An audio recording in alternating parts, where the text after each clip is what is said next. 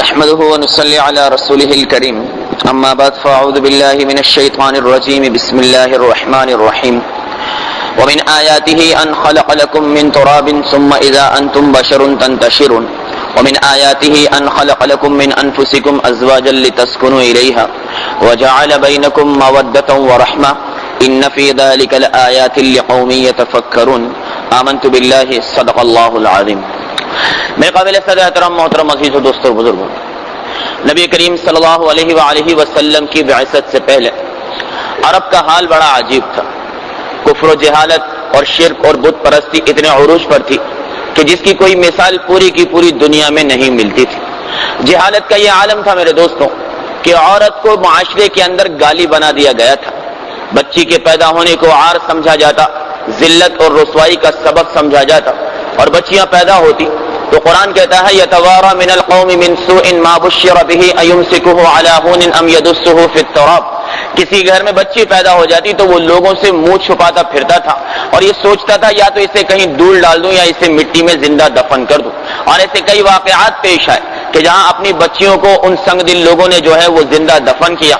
نبی کریم صلی اللہ علیہ وآلہ وسلم دنیا میں تشریف لائے اور تشریف لانے کے بعد آپ صلی اللہ علیہ وسلم نے اس معاشرے میں عورت کو ایک مقام عطا فرمایا، اور اللہ کے رسول صلی اللہ علیہ وسلم نے ارشاد فرمایا کہ لوگوں جن کی 2 بیٹیاں ہوں یا جن کی 3 بیٹیاں ہوں یا 3 بہنیں ہوں وہ ان کی اچھے طریقے سے پرورش کرے اور بالغ ہونے کے بعد ان کا اچھی جگہ پر نکاح کر دے تو وہ اور میں جنت میں ایسے ہوں گے جیسا کہ یہ میری 2 انگلیاں ہیں۔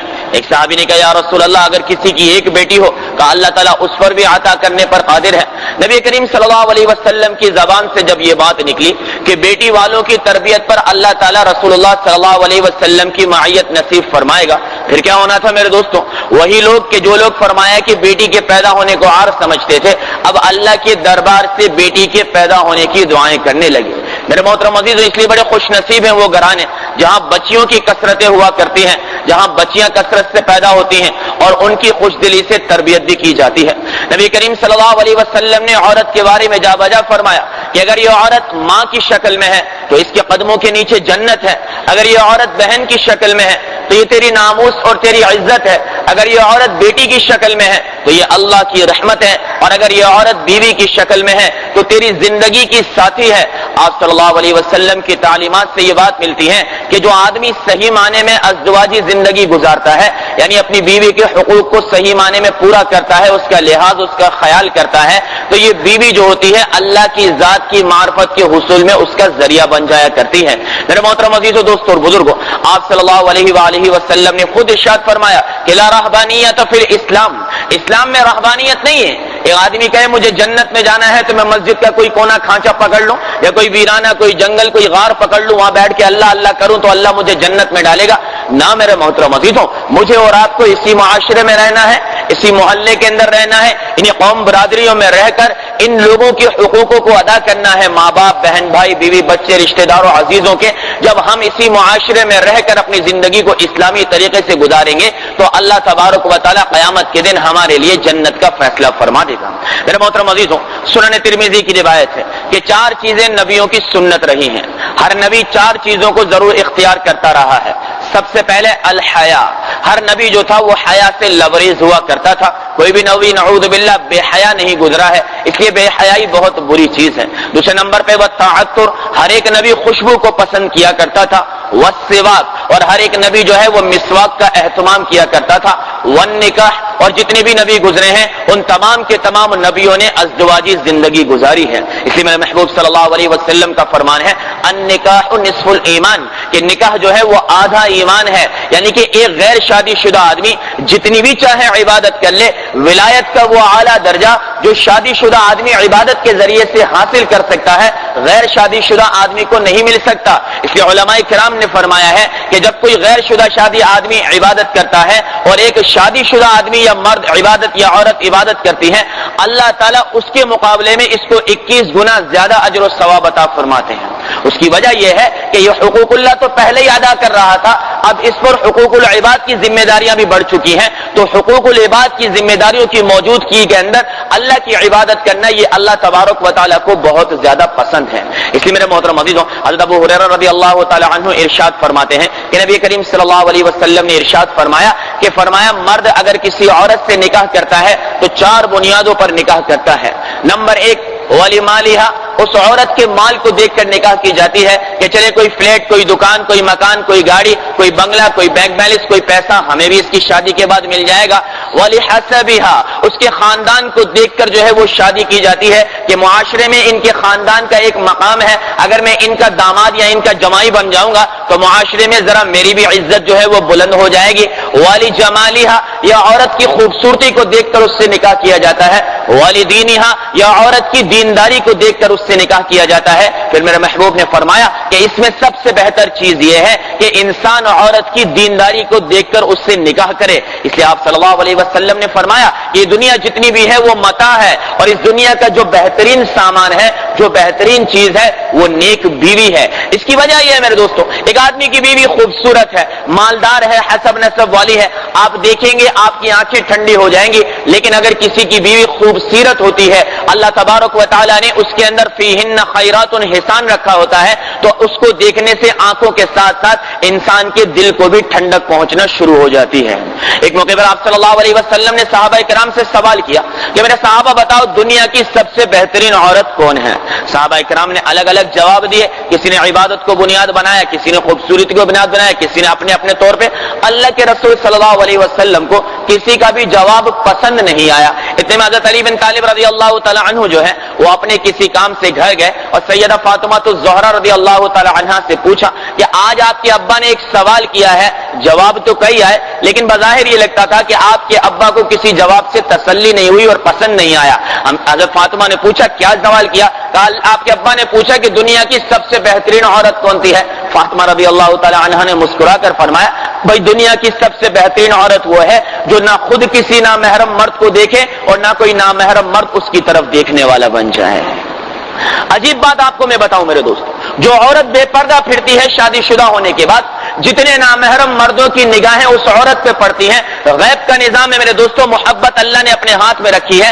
اللہ تبارک و تعالیٰ اس عورت کے شوہر کے دل سے اس کی اتنی ہی محبت کو کم کرتا چلا جاتا ہے. اور جو عورت جتنا اپنے آپ کو چھپا کے رکھتی ہے، جتنا اپنے آپ کو معاشرے کی فرمایا کی گندی نظروں سے بچا کے رکھتی ہے، اللہ تعالیٰ غیب سے اس عورت کے شوہر کے اندر اس کی محبت کو اور زیادہ بڑھا دیا کرتا ہے. اس لیے بناؤ سنگار سے شریعت نے منع نہیں کیا، لیکن وہ خوشبو جو غیر کے لیے استعمال کی جائے جہنم کا ذریعہ ہے. وہ بناؤ سنگار جو اپنے شوہر کے علاوہ کسی اور کے لیے کیا جائے، کسی اور کو دکھانے کے لیے کیا جائے، وہ روز قیامت اللہ کے دربار کے اندر پکڑ کا ذریعہ بن جاتا ہے. اس لیے فرمایا علماء کرام نے کہ فرمایا بہترین عورت وہ ہے بہترین بیوی جس کے اندر فرمایا کہ 4 صفاتیں ہوں. پہلی فرمایا یہ کہ اس کے چہرے پر حیا ہونی چاہیے، اس لیے کہ جس عورت کے چہرے پر حیا ہوگی اس کا دل بھی حیا سے لبریز ہوگا. اور حیادار عورت کے لیے پردہ دار ہونا ضروری ہے، بے پردہ عورتوں کے اندر حیا نہیں ہوا کرتی ہے. اور دوسرے نمبر پہ فرمایا اس کی زبان شیرین اور میٹھی ہونی چاہیے، ایسا نہیں کہ ہمیشہ اپنے شوہر کو جلی کٹی سناتی رہے،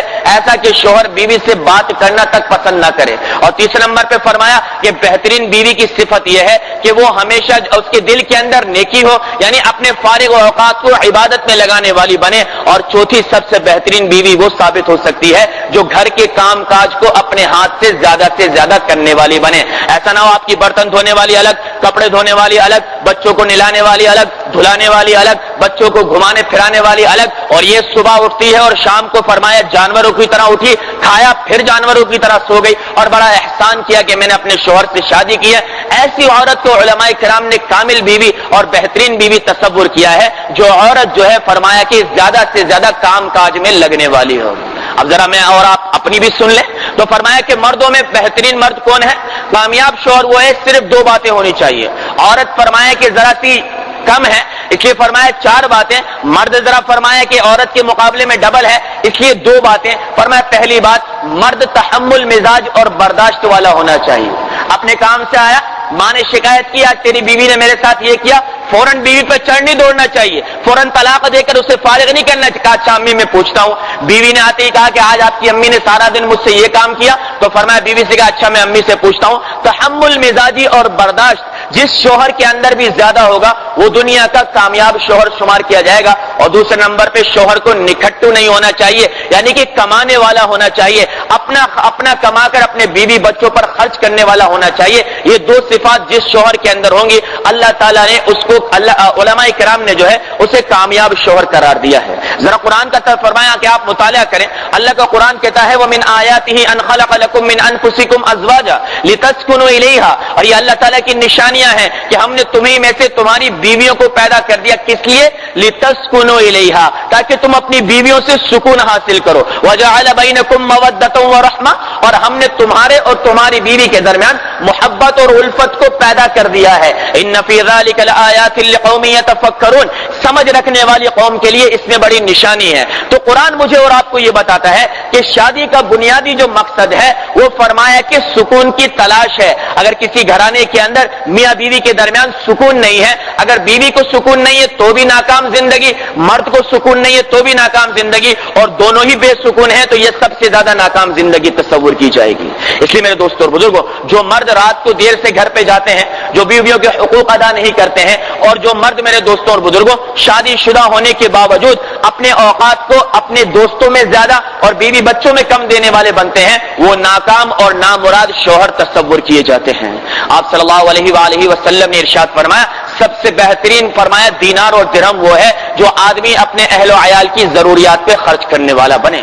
پھر میں اور آپ مسلمان ہیں میرے دوستوں، مجھے اور آپ کو ضرورت کوئی نہیں کہ ہم کہیں جائیں. قرآن نے میاں اور بیوی کے لیے ایسا تصور پیش کیا ہے کہ کوئی معاشرہ، کوئی مذہب ایسا تصور پیش نہیں کر سکتا. فرمایا ہن لباس لکم وانتم لباس لہن. سیدھی سی بات ہے، تیری بیوی تیرا لباس ہے، تو اپنی بیوی کا لباس ہے. کیوں کہا؟ کیونکہ لباس میں دو باتیں ہوتی ہیں. پہلے نمبر پہ لباس انسان کے عیوب کو چھپاتا ہے. اب میرے جسم پر کے جتنے بھی عیوب ہوں گے، میں نے اوپر سفید لباس ڈالا سب چھپ گئے. اور دوسرے نمبر پر لباس سے انسان کو زینت ملتی ہے. تو فرمایا کہ جہاں بیوی شوہر کے اور شوہر بیوی کے عیوب اپنے گھر والوں میں، بہن بھائیوں میں، ماں باپ میں بیان کرتی پھرے، وہ بیوی فرمایا ناکام ہے. اور جہاں شوہر اپنی بیوی کے عیوبوں کو اپنی بہنوں میں، ماؤں میں بیان کرتا پھرے، وہ شوہر جو ہے وہ ناکام ہے. اور میرے دوستوں اور بزرگوں، میاں بیوی تو ایک دوسرے کے لیے زینت ہوتے ہیں. اس کے بسا اوقات ایسی بہن بیٹیاں ہوتی ہیں کہ جتنی تکلیف میں ہو، شوہر جتنا ظالم ہو، جواری ہے، شرابی ہے، کچھ بھی ہے، وہ یہی کہتی ہیں کہ ہے تو میرا شوہر، کوئی بات نہیں، آج نہیں تو کل اچھا ہو جائے گا. خود بھوکی مر جائیں گی لیکن اپنے شوہر کی کہیں بھی فرمایا برائی نہیں کریں گی. اور بعد ایسی ملیں گی کہ شوہر سارا دن جھوٹ حرام کمائی کھلا کھلا کے یہ مستنڈی کر دے گا، لیکن میرے دوستوں پھر بھی اس کی زبان سے شوہر کے لیے کوئی اچھائی کا لفظ نہیں نکلے گا. تو کامیاب زندگی وہ ہے جہاں شوہر بیوی کے اور بیوی شوہر کے عیوب کو چھپانے والی بنے. جب عیب اچھلتے ہیں نا میرے دوستوں تو محبتیں قدرتی طور پہ کم ہو جاتی ہیں. اس لیے دیکھیں اللہ تبارک و تعالیٰ نے عورت کو عجیب پیدا فرمایا. آدم علیہ السلام مرد تھے، اللہ نے اپنے ہاتھوں سے بنایا، روح پھونک دی. لیکن جب اماں ہوا کو پیدا کرنے کا وقت آیا تو پسلیوں سے نکال دیا. آدم علیہ السلام کی پسلیوں سے نکال دیا. اللہ چاہتے سر سے نکالتے، چاہتے پیروں سے نکالتے، لیکن پسلیوں سے نکال کر علماء کرام فرماتے ہیں اللہ نے یہ بات بتا دی کہ سر سے نکالتا تو تیرے سر پہ سوار ہو جاتی، پیر سے نکالتا تو تو پیر کی جوتی بنا لیتا. میں نے پسلیوں سے یعنی تیرے دل کے قریب سے اس لیے نکالا کہ اس عورت کو تو اپنے دل کے اندر ایک مقام دینے والا بن جائے. اس لیے جو لوگ اپنی بیویوں پر زیادتیاں کرتے ہیں، اپنی بیویوں پر ہاتھ اٹھاتے ہیں، معاشرے میں ان سے زیادہ گندا اور بدبخت کوئی انسان نہیں ہے. ایک عورت نے کہا میں نے قبول کیا، ماں باپ، بہن بھائی، اپنا سارا فرمایا کہ زندگی کی جو فرمایا عیش و عشرت سی چھوڑ کر تیرے فرمایا گھر کے اندر آ گئی. اب علماء فرماتے ہیں اللہ کا قرآن نبی کی حدیث سے بتاتا ہے اس کا پورا خیال رکھا کرو.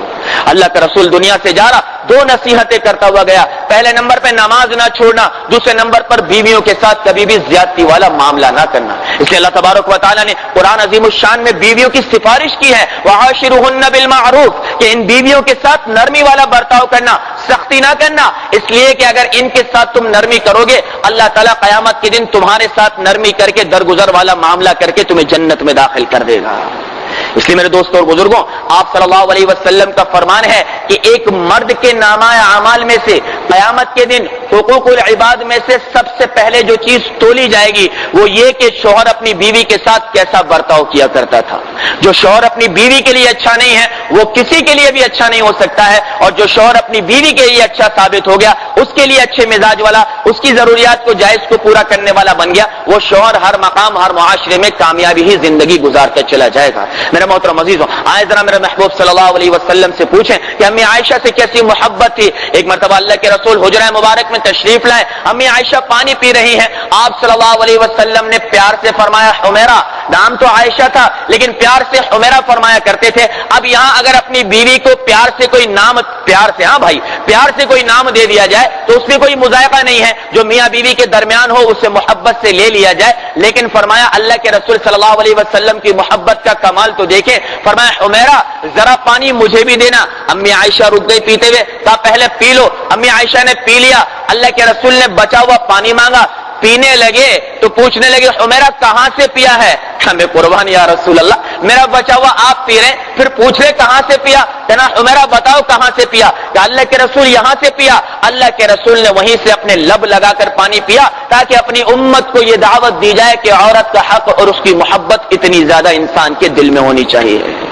اس لیے میرے دوستوں اور بزرگوں، چند کتابوں سے کچھ باتیں شوہر اور میاں بیوی کے حقوق سے متعلق کل میں مطالعہ کر رہا تھا تو پہلے دو چار چیزیں سامنے آئی، جب چند کتابوں کو جمع کیا تو چند حقوق سامنے آئے، سوچا آپ حضرات کے سامنے اس کو رکھ لوں، لیکن اس سے پہلے ایک بات آپ حضرات کے سامنے عرض کر دوں۔ آپ صلی اللہ علیہ وسلم نے ارشاد فرمایا کہ دنیا کے اندر انسان جو مال کماتا ہے اس میں دو طرح سے حساب ہوگا، ایک کہاں سے کمایا اور دوسرے نمبر پر کہاں سے لگایا، لیکن چار جگہ انسان جو مال لگاتا ہے اللہ تعالیٰ اس کا کوئی حساب نہیں لے گا۔ چار جگہ پر انسان جو مال لگاتا ہے اللہ تعالیٰ اس کا کوئی حساب نہیں لے گا۔ پہلے نمبر پہ جو اپنے ماں باپ پر آپ نے خرچ کر دیا، ماں باپ کی خواہشات پہ جو خرچ کر دیا اس کا کوئی حساب نہیں، جتنا لگا سکتے ہو لگا لو۔ دوسرے نمبر پر جو پیسہ آپ کا افطار پہ لگتا ہے، افطار کی خریداری پہ اور افطار کے دسترخوان پہ لگتا ہے، اس کا آخرت میں کوئی حساب نہیں لیا جائے گا۔ تیسرے نمبر پہ کوئی مقروض آدمی ہے، اس کے قرض کی ادائیگی کے لیے آپ نے اس کو کچھ پیسہ دیا، یا کوئی مقدمے میں پھنسا ہے اس کو مقدمے سے آزاد کروانے کے لیے آپ نے پیسہ دیا، اس کا اللہ تعالیٰ کوئی حساب نہیں لے گا۔ اور چوتھے نمبر پہ فرمایا جو پیسہ انسان اپنی بیوی اور اپنے بچوں پر لگاتا ہے اس کا کوئی حساب نہیں لیا جائے گا۔ پھر میرے محبوب نے فرمایا کہ سب سے بہترین خرچہ وہ ہے جو انسان اپنی بیوی اور اپنی اولاد پہ کرنے والا بنے۔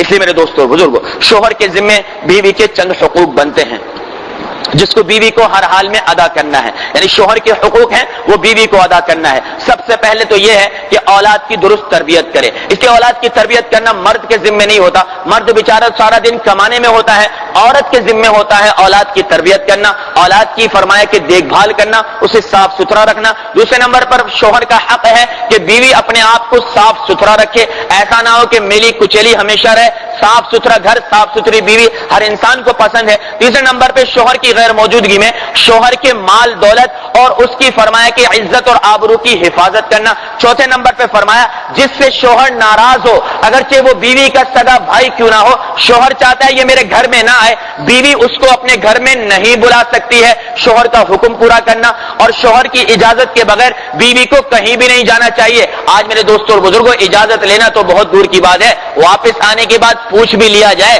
تو بھی بیوی سیدھے منہ جواب نہیں دیتی ہے۔ اور پانچویں نمبر پہ فرمایا کہ شوہر اگر بیوی کو بلائے تو فوراً حاضر ہو جائے۔ آج بیویاں بلاتی ہیں تو شوہر فوراً حاضر ہو جاتے ہیں۔ اور حضرت قتادہ رضی اللہ تعالی عنہ سے روایت ہے کہ قیامت کے دن نماز کے بعد سب سے پہلے عورت سے جو سوال کیا جائے گا وہ یہ کہ عورت نے اپنے شوہر کی دنیا میں کتنی اطاعت کی ہے۔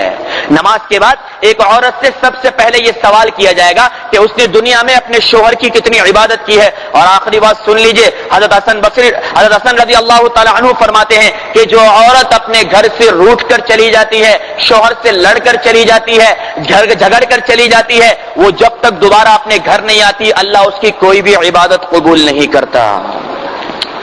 اب ذرا اپنی بھی سن لیجئے بھائی، بہت استغفار پڑھ لیا۔ بیوی کے بھی کچھ حقوق ہیں جو شوہر کو ادا کرنے ہیں۔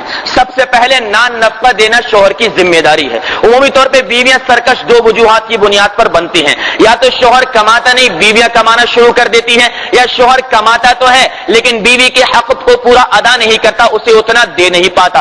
دو باتیں ہیں، ایک تو انسان کی کمائی نہیں ہے، الحمدللہ کوئی بات نہیں، بیوی کو صبر شاکرہ بنا دے، پہلے ہی دن سے اس کی خواہشات کو غلط نہ بنائے نا۔ اب سلامی میں آیا ہوا پیسہ تو ایسا لٹایا کہ KBC کھلا دی، میرٹ کا کھلا دیا اور فرمایا کہ میکڈونلڈ کھلا دیا, KBC کھلا دیا, KFC کھلا دی. اب جب وہ سلامی کا مال ختم ہوا جو ملتا ہے نا ہمیں, اور اس کے بعد پتا لگا کہ آدمی روز ہی فرمایا کہ روڈ سے کھانا لے کر جا رہا ہے. اب پہلے سے اس کی عادتوں کو جو بگاڑ دیا, بعد میں بنانا مشکل ہے. پہلے دن اسے اپنا معاملہ, اپنا حساب بتا دیا جائے. اس کے علاوہ جو تیرا نصیب مجھے اللہ دے گا وہ انشاءاللہ تیرے حوالے ہوگا. لیکن بیوی کی بقدر ضرورت جائز خواہش کو پورا کرنا یہ شوہر کی ذمہ داری ہے. دوسرے نمبر پر اگر جوائنٹ فیملیاں ہیں اور شوہر اور بیوی کی جو ہے وہ نہیں بنتی, تو بیوی یہ حق رکھتی ہے کہ اپنے شوہر سے تقاضا کرے کہ آپ مجھے ایک الگ گھر لے کر دے دیں. اب یہاں شوہر پر دوہری ذمہ داری ہے, ایک تو بیوی کو الگ گھر لے کر دینا ہے, دوسرا ماں باپ کا خیال رکھنا ہے. تو کوشش کی جائے کہ گھر ماں باپ سے اتنا نزدیک مل جائے کہ ماں باپ کی بھی خبر گیری ہو سکے اور بیوی کے بھی حقوق کو پورا ادا کیا جا سکے.